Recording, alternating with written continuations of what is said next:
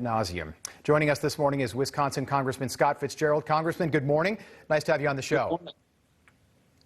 Well, Congressman, I understand that you sent a letter along with 4 other Republican members of the Wisconsin House to the governor there, expressing your concerns with how the state reported COVID-19 nursing home deaths. Governor Cuomo could be forced to resign in the state of New York over this exact same issue.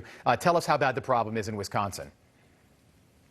Yeah, I mean, we're not surprised. We were suspicious about numbers that were coming out throughout the entire pandemic because they just didn't match up. I mean, there were a lot of numbers coming out of the Wisconsin hospitals related to the ICU beds available.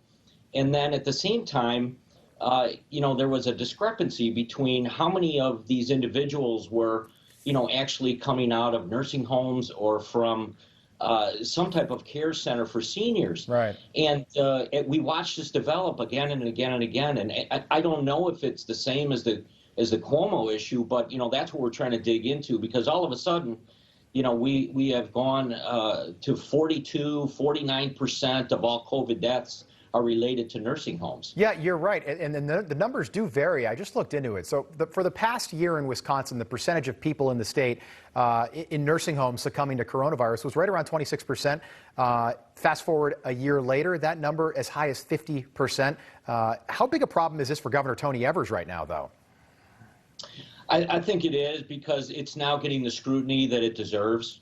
As these numbers continue to climb, I mean, there were a lot of decisions made by the state legislature, of which I was a part of, and now as a member of Congress, that, could have been changed as a result of more knowledge, more data. And the ironic thing is Secretary Andrea Palm, who was the Secretary of Health here in Wisconsin, is now up for confirmation by the U.S. Senate to take a position at the federal level as a deputy. And there's just too many things surrounding this that I'm uncomfortable with. I think other members of the Wisconsin delegation are uncomfortable with.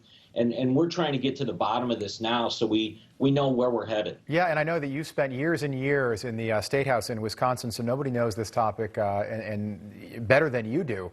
A lot of times, as we've seen in the past, the cover-up is worse than the crime. That might be the case in New York. What would you like to see happen here ultimately? Wisconsin is the state where you can impeach a governor and you can recall a governor.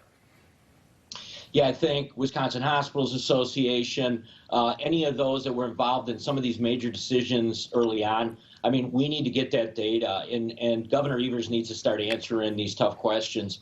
I think the legislature in Wisconsin will keep the pressure on. We're certainly going to do that. But, we're moving in kind of a new period on this. Yeah. And Wisconsinites need to be confident that we're not just making these decisions without the data we need. Yeah. And by the way, Tony Evers, Andrew Cuomo, Gavin Newsom, all up for re-election in 20 months in 2022. So this could have a big impact on that. Congressman, while I've got you, I've got to ask you about the president. He held his first press conference in 64 days yesterday in the East Room of the White House.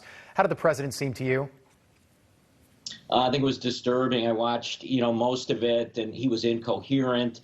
You could tell he was searching somewhere for some answers to some real softballs that the press was throwing to him.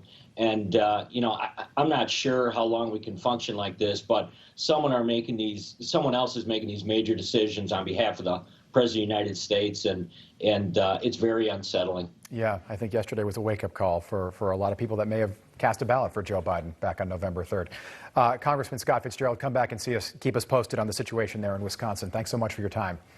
Thank you, Rob. Thank you.